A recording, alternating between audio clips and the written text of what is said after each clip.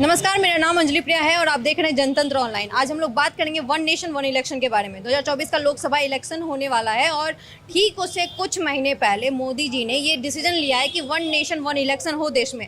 इसको लेके पूरे देश में अभी विवाद हो रहा है और लोग इस पर क्या सोच रहे हैं, क्या उनकी राय विचार है, आइए लोगों से बात करके जानते हैं। आप लोगों को वन नेशन वन इलेक्शन के बारे में पता है? नहीं पता है? हाँ, मैं सुना है कि जैसे कि बाहर होता है कि सिर्फ प्रेसिडेंट के एक चुनाव होता है, अमेरिका में शायद सिर्फ एक चुनाव होता है जिसमें सिर्फ प्रेसिडेंट के लिए करते हैं। जैसे अपन में क्या म्यूनसिपालिटीज़ का अलग होता है, विधायक का अलग होता है और फिर सेंट्रल का सांसद का अलग होता है। आई थिंक वही है। तो basically one nation one election ये है कि हमारे देश में जो है ना, मतलब वही आपने सेम कहा, लोकसभा चुनाव और जो विधानसभा चुनाव है वो अलग अलग होते हैं। फिलहाल स्टेट इलेक्शन और मतलब सेंट्रल इलेक्शन अलग अलग होते हैं। जब ये वन नेशन वन इलेक्शन होगा तो ये सब एक साथ हो जाएगा। मतलब 5 साल में एक बार इलेक्शन होगा, उसी में स्टेट इलेक्शन और सेंट्रल इलेक्शन एक ही बार होगा। यानी कि मुख्यमंत्री को भी एक बार चुन लो भैया और प्रधानमंत्री को एक बार चुन लो, ऐसा। आप कहाँ से? हम मध्य प्रदेश से हैं। मध्य प्रदेश। आप? यूपी से। क्या आप लोग को पता है वन नेशन वन इलेक्शन के बारे में? देश में भी चल रहा है वन नेशन वन इलेक्शन। आपको पता है? नहीं। ओके, सो आपको वन नेशन वन इलेक्शन के बारे में क्या पता है? मतलब पूरे देश में एक इलेक्शन होना चाहिए और उसकी एक सरकार आएगी पूरे देश में, सारी जगह, सारी कॉन्स्टिट्यूंसी में। ओके, तो ये बात अभी पूरे देश में चल रहा है और इसी के ऊपर बहुत सारा डिबेट भी चल रहा है। तो आपको क्या लगता है, ये सही है? मतलब क्या आपका क्या राय है? मेरे को ऐसा लगता है कि अभी जो पैटर्न चल रहा है वो ज़्यादा बेहतर है बजाय इसके। वन नेशन वन इलेक्शन से ज़्यादा बेहतर ये होगा कि हर जगह अलग अलग इलेक्शन हो। ऐसा क्यों लगता है? क्योंकि उनका जो बीजेपी लाई है उनका ये कहना है कि वन नेशन वन इलेक्शन होने के बाद मतलब काफ़ी टाइम भी बचेगा। जो अलग अलग हर टाइम इलेक्शन होता है वो इलेक्शन एक ही टाइम पे हो जाएगा 5 साल में एक बार, तो पैसे भी बचेंगे, टाइम भी बचेगा। तो आपको ऐसा क्यों लगता है कि मतलब नहीं सही है? क्योंकि वो एक रिप्रेजेंटेशन जो होता है ना हर पार्टी का, वो उस तरीके से नहीं हो पाएगा। जो पार्टी जैसे बीजेपी जो बहुत महंगी पार्टी है और सारी पार्टियां जो उतनी महंगी नहीं है, तो अगर वो उनको एक एक कॉन्स्टिट्यूएंसी भी अगर मिलती है अपना शो करने के लिए कि वो क्या कर सकती हैं, तो वो उनके लिए ज़्यादा बेहतर होगा। वरना एक अगर वन नेशन वन इलेक्शन होगा तो वो पार्टी जो ज़्यादा वो पावर में है तो वो हो सकता है कि आ जाए और फिर बाकी पार्टियों को चांस ना मिले। नहीं, मैं आजमगढ़ से हूँ, तो मतलब मैं भी मतलब आसपास से ही हूँ। मुझे ऐसा लगता है कि जो चल रहा है सही चल रहा है। मैं नेशनलिज्म में बिलीव करता हूँ ज़्यादा ही, एंड द गवर्नमेंट जो अभी है वो नेशनलिस्ट गवर्नमेंट है। सो मैं तो काफ़ी सपोर्ट में हूँ। बट आई फील कि अपार्ट फ्रॉम नेशनलिज्म अंदर मतलब कंट्री के अंदर भी काम करना ज़रूरी है। जो मुझे लगता है कि फिर कि थोड़ा सा अगर चेंज हो जाए लीडरशिप में, मतलब मैं ये नहीं कह रहा हूँ कि आप पूरा लीडर चेंज कर दो, बट मैं ये कह रहा हूँ कि अगर लीडरशिप को जो असिस्ट कर रहे हैं वो अगर चेंज हो जाए या वो कुछ अच्छी पोजीशन वाले लोग आ जाएं तो ज़्यादा अच्छा हम और कर सकते हैं। अच्छी पोजीशन वाले लोग मतलब क्या, कुछ बताइए। मुझे लगता है कि लीडरशिप में मतलब मेन लीडर में कोई प्रॉब्लम नहीं है, ठीक है, बट द कैबिनेट मुझे लगता है कि और इम्प्रूव कर सकती है और लोग आ सकते हैं। जैसे इसने एस साई का नाम बताया, तो मुझे लगता है अगर उन्हें ज़्यादा पावर दी जाए तो हमारे लिए ज़्यादा अच्छा है। तो एस जयशंकर ज़्यादा पावर मतलब क्या, वो क्या आप उन्हें प्रधानमंत्री बनाना चाहते हैं? नहीं, बट क्लोजली असिस्ट मैं चाहूँगा कि मतलब क्लोजली असिस्ट करें। राइट। मेरे हिसाब से भी सही नहीं है, क्योंकि होता है ना कि अलग अलग जगह, जैसे यहाँ पे दिल्ली में आम आदमी पार्टी है, वहाँ पे लोगों को आम आदमी अच्छी लगती है। कहीं पे किसी को यूपी में बीजेपी, वहाँ पे लोग बीजेपी को सपोर्ट कर रहे हैं कि हाँ हमें वहाँ पे बीजेपी ही चाहिए।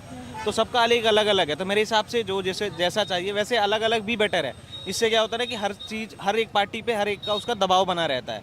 अब अगर ऑल ओवर सेंट्रल में ऐसे पूरी पार्टी एक ही पार्टी हो जाएगी तो फिर वो रहता है ना कि मतलब कोई प्रेशर नहीं रहेगा, अपनी पार्टी है, कुछ भी मन चाहा वो करो। दिक्कत नहीं, उससे पैसा ही बचेगा, फंड्स भी कम होंगे और आसानी से इलेक्शन भी हो जाएगा। सही है। हाँ सही है मेरे तो। आपको क्या लगता है? बिल्कुल सही है। सही है। हाँ, अपोजिशन का ये कहना है कि ये जिस टाइम पे आया है, ठीक है, उस टाइम पे अपोजिशन अभी मुद्दा उठा रही है महंगाई का, बेरोजगारी का, ये सब। तो उनका कहना है कि मोदी सरकार जो है ये सब चीज लाके लोगों के दिमाग में अभी बस वन नेशन वन इलेक्शन डाल रही है और इन चीजों से भटका रही है। तो क्या आपको लगता है ये सही है? नहीं, मेरे हिसाब से तो ऐसा नहीं लगता, क्योंकि जिसे वोट देना होगा, जिसे मुझे अखिलेश पसंद है मैं तो उसी को वोट दूंगा, भले वो वन नेशन में लड़ ले या प्रधानमंत्री पे लड़ ले, कुछ भी करूंगा। मुझे कमा के खाना वैसे भी है और वैसे भी कमाना है हमें।